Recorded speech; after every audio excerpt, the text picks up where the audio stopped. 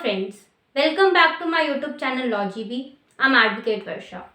हम लोग Indian evidence act 1872 देख रहे थे, जिसमें कि हमारा सेक्शन 3 चल रहा था, जो कि है इंटरप्रिटेशन क्लॉज। इसमें हम आज के वीडियो में 3 टर्म्स का मतलब देखेंगे, जो कि है प्रूफ्ड, डिसप्रूव्ड और नॉट प्रूव्ड। तीनों में क्या डिफरेंस है, क्या मतलब है इन तीनों टर्म्स का, और डिसप्रूव्ड और नॉट प्रूव्ड क्यों डिफरेंट है एक दूसरे से, वो हम वन बाय वन आज के वीडियो में देखेंगे। तो चलिए हम हमारा आज का वीडियो स्टार्ट करते हैं। तो जो हमारा इंडियन एविडेंस एक्ट 1872 है, उसका जो क्लॉज सेक्शन 3 है, उसमें जो हमें डेफिनेशन दी गई है वर्ड प्रूफ्ड की, वो कुछ इस तरीके से है। A fact is said to be proved when after considering the matter before it the court either believed it to be exist or consider its existence so probable that a prudent man out under the circumstances of the particular case to act upon the supposition that it exists। इसका मतलब क्या हुआ? इसका मतलब हुआ कि proved, किसको हम प्रूव्ड कहेंगे? A fact is said to be proved. कोई भी फैक्ट प्रूव्ड कब मानी जाएगी? कब? व्हेन, कब?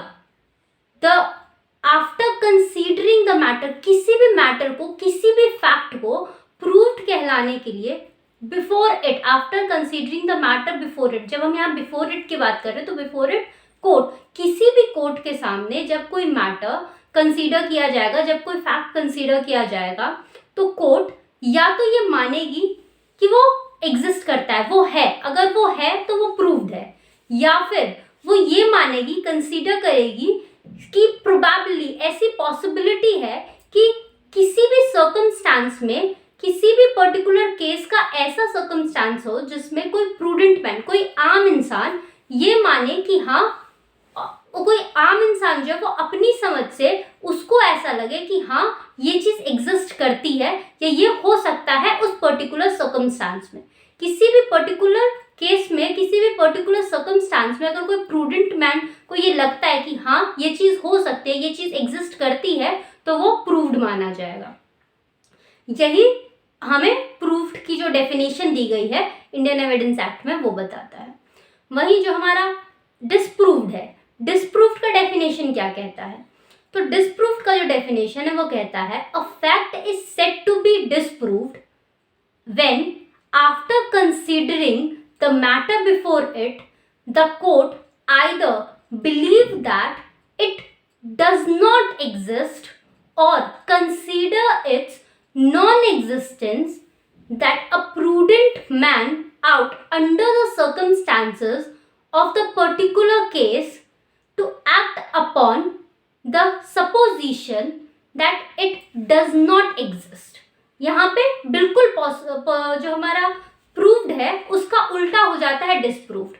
अगर किसी भी मैटर को, किसी भी फैक्ट को जब कोई कोर्ट कंसीडर कर रहा है और वो इस नतीजे पे पहुंचता है कि ये नॉन एग्जिस्टेंस है, ये हो ही नहीं सकता, या फिर जो उसका नॉन एग्जिस्टेंस है वो कोई प्रूडेंट मैन, कोई आम इंसान किसी भी सर्कमस्टांस को देख के ये समझे कि ये पॉसिबल ही नहीं है, उसकी पॉसिबिलिटी ही इतनी कम है एग्जिस्टेंस की कि उसे नॉन एग्जिस्टेंस की कैटेगरी में रखा जाएगा।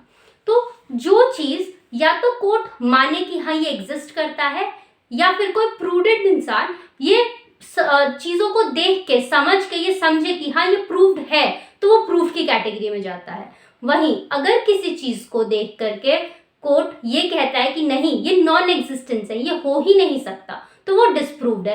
या फिर कोई आम इंसान चीज़ों को देख के, समझ के ये बताए कि नहीं ये पॉसिबिलिटी नहीं है इसके होने की, तो वो डिसप्रूव्ड के कैटेगरी में आ जाता है। तो ये तो हमारा होगा प्रूव्ड और डिसप्रूव्ड। अब आता है नॉट प्रूव्ड। डिसप्रूव्ड और नॉट प्रूव्ड में क्या डिफरेंस है? प्रूव्ड का उल्टा होता है डिसप्रूव्ड, मगर नॉट प्रूव्ड क्या होता है? तो इसका जो डेफिनेशन दिया गया है हमें सेक्शन 3 के अंदर, वो है a fact is said not to be proved when it is neither proved nor disproved. अगर कोई फैक्ट नॉट प्रूव्ड की कैटेगरी में तब आता है जब ना ही वो प्रूव्ड हो ना ही वो डिसप्रूव्ड हो। मान लीजिए कि कोई केस है कोर्ट के पास, जब वो कोर्ट एविडेंस के स्टेज पे पहुंचता है तो एविडेंस दिया जाएगा कि हाँ ये चीज हुई है, ये चीजें इस एविडेंस से प्रूव होती हैं, तो कोर्ट उसे प्रूव्ड की कैटेगरी में डालेगा। अगर कोई इंसान कुछ फैक्ट्स लेके जाता है और वो किसी चीज को, किसी केस में किसी एक पॉइंट को प्रूव नहीं कर पा रहा, तो वो डिसप्रूव्ड में चला जाएगा। मगर अगर कोई पॉइंट है जो कि ना ही प्रूव किया जा पा रहा है और ना ही डिसप्रूव्ड हो रहा है, ना ही हम बता पा रहे हैं कि हाँ ये हुआ था या ना हुआ था, तो वो नॉट प्रूव्ड की कैटेगरी में चला जाएगा, जिसपे कोई भी फैक्ट दिया ही नहीं गया है। जो चीज़ ना प्रूव्ड होगी ना डिसप्रूव्ड होगी वो नॉट प्रूव्ड की कैटेगरी में होगी। अगर आप लोगों को मेरा ये वीडियो इंफॉर्मेटिव लगा हो तो प्लीज़ लाइक कीजिए और शेयर कीजिए। अभी तक आप लोगों ने मेरा चैनल सब्सक्राइब नहीं किया है तो प्लीज़ सब्सक्राइब कर लीजिए। Thank you.